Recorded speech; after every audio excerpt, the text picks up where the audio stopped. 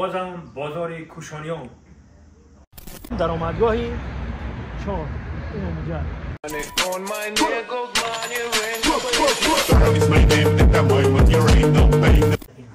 این برای کودکان هم هست. سلام دوستان عزیز، بازم بازار کوشانیان. انا اینجا برادر عزیز فقط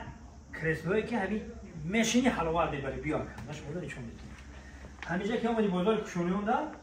در اومدی چهارم نمیایی روز سه میتاج میگویی روز سه میتاج انا جلوی جانی ما که باشه اینا اینجا جای اپتوم شاید اپتومش اینا بیلش نمیشه او اینجا جای اپتوم شاید برادر اینا بینید تمام اینامو استول ها پر تا تمام اینامو داشت تمام اینامو داشت هست تمام اینامو داشت اینا برای کودکان هم هست. تمام اینامو داشت در اینجا هست برادر عزیز. همه نمود صفاتو با درجه اولیش تجاره اپتوم میگم برادر عزیز. اپتوم اینا معلومات کنه اینا برای شما همین برای کارخانه ها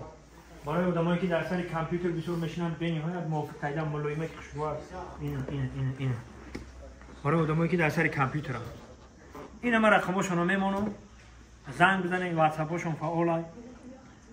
خریداری کنین با نرخ دلخواه ای همه در ارزان انا میجای برادر عزیز خدا نگهبانی همه اینستاگرام شما هستن اینستاگرام شما میمونم شما فقط درآمد تماشا کنین نرخ نوا کنین ای همه ارزان همینجا که نباشه با بگین که دوست برات تو دروغ گفتی